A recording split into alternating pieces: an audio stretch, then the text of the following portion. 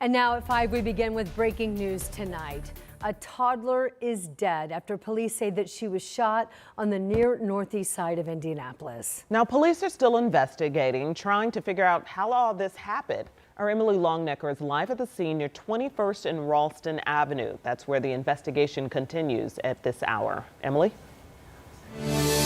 Well, Ann and Felicia, in the past 20 minutes, the Marion County coroner confirming to me that that little girl who was shot and killed was just 2 years old. And the tragedy unfolding in this gray house that you see behind me, that's where police say the shooting occurred inside the home. And that's where investigators have been for the past couple hours trying to figure out what happened. They say that this all started when 2 people showed up at Methodist Hospital today with a little girl who had been shot, and she died a short time later. Again, investigators trying to figure out how this happened, how she was shot. At this point, police are not saying that it's accidental, but when they got inside the home after getting a warrant, police say they found several guns out in the open where anyone could get to them.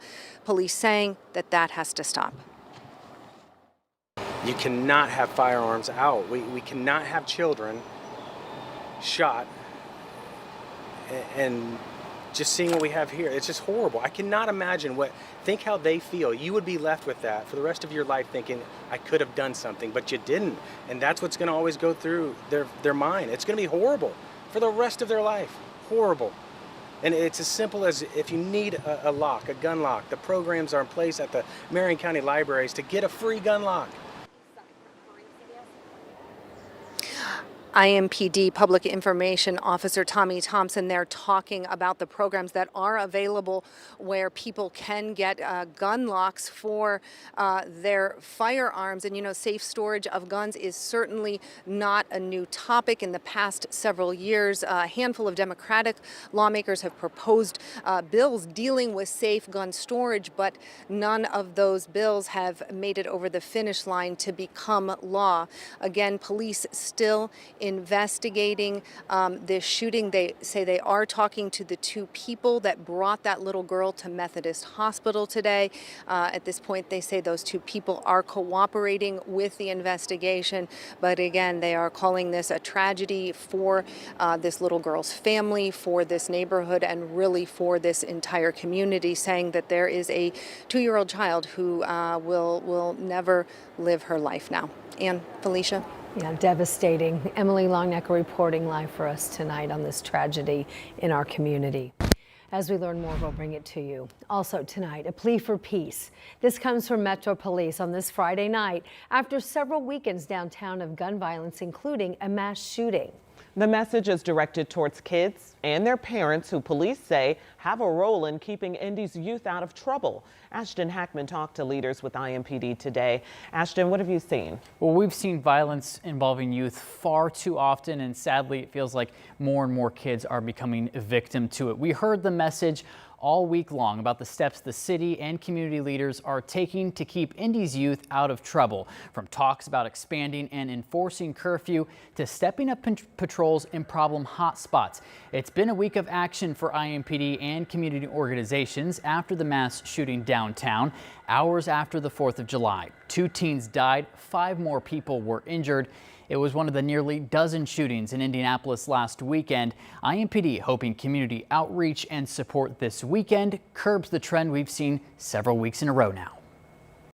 We hope after this call to action from the community that's community driven, that parents aren't dropping their kids off, parents aren't allowing their kids to get in Ubers or Lyft and be left downtown unsupervised.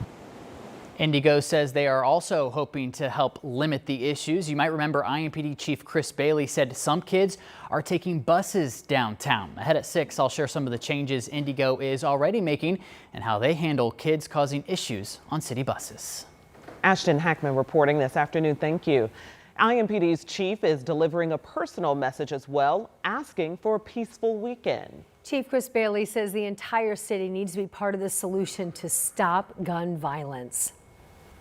That everyone, no matter where you're at, no matter what neighborhood that you're in, no matter what environment that you're in, that you're able to have peace, and that we make it through this weekend with no one getting hurt. Singular focus. The chief says he is focused on peace for this weekend. And he says parents, guardians, family members, and mentors can all help promote peace in our community as well. Angela? Felicia and Anne Marie, it was another hot afternoon, humid too, and another day in the 90s. We're at 90 degrees in Indianapolis and Muncie, 90 in Bloomington and Columbus. Feels like temperatures are even higher. This is a comfortable place to be. It's a 7:30 tip. Our fever at home tonight. As you head into the field house, temperatures will be in the upper 80s and low 90s. Find the shade, take some extra water. It's Disney in concert for Symphony on the Prairie. And for those outdoor activities, we're concerned with the heat and the chance of a couple of pop-up storms. For now, all of those storms developing out to our west, so radar is clear. That does change tomorrow as we go under the threat of severe weather. Level 1, Level 2, and the threats tomorrow include damaging wind and the potential for heavy rain. Angela, thank you. And tonight, Metro Police are investigating an early morning deadly shooting on the Near East Side. So right now, tonight, one man is dead, another is hurt. Officers say they were called to Brookside Parkway near 12th and Rural Streets around 2:15 this morning. They said once they arrived, they found one man with a gunshot wound. He went to the hospital. That's where he was pronounced dead. IMPD says another man who was involved stayed at the scene to help officers. He was taken to the hospital with a neck injury. A dog was also injured. Animal control was at the scene to provide care to the animal.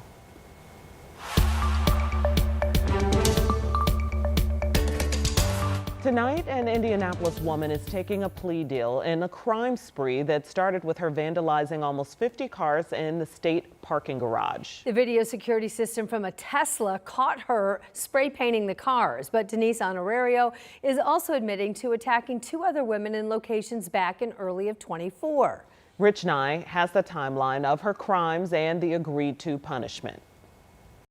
Police say this is 35-year-old Denise Honorario vandalizing cars in the Washington Street State parking garage on the afternoon of February 2nd, 2024.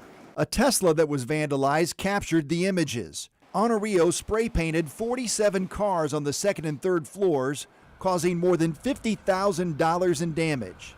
5 days after all those cars were spray painted, a state capitol police officer saw a woman on the street wearing that same distinctive jacket. He stopped her, questioned her, and she was arrested. And that led police to the evidence of those other attacks. Police found a driver's license on Honorario that belonged to a Carmel woman who worked at Methodist Hospital. Just a couple hours after the vandalism and a couple miles north on Capitol Avenue, the woman had just finished her shift.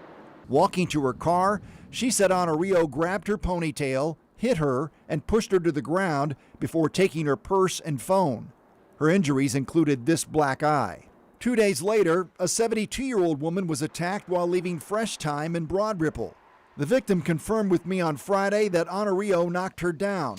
She suffered a broken hip and shattered elbow. Police released these surveillance images of the suspect.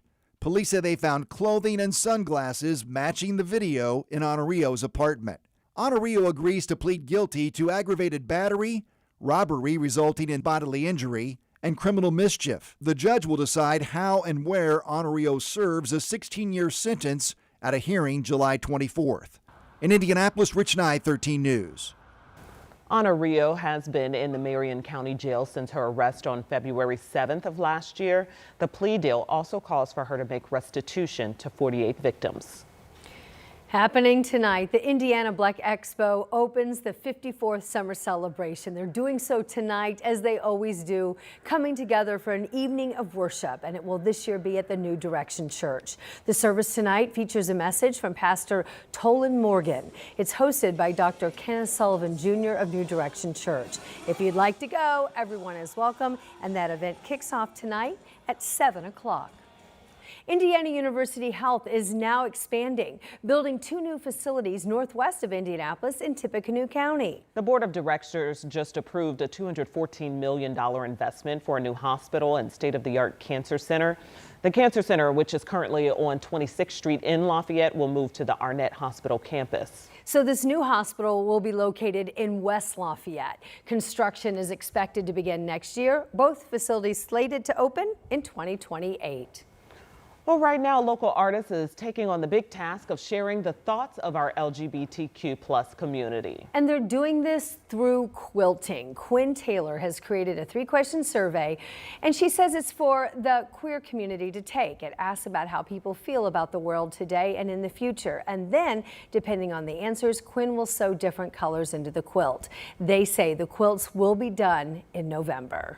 And then he also has survey boxes in several stores around town like Hampton and Co., and it's in Irvington.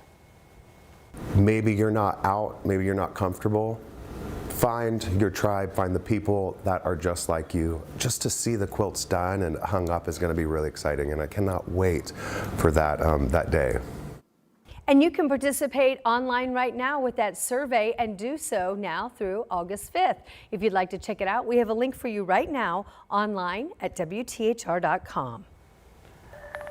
The growing need for food. We have the unfortunate record an Indiana food bank reached, and now how they're responding to it is ahead here at 5:30.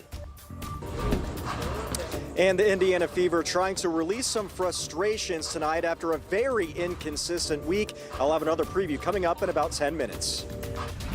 Can't rule out a few severe storms tomorrow. I'll have the timeline in your forecast. First at 5, President Trump in Texas. The destruction he saw from last week's floods and the search for those now who are still missing.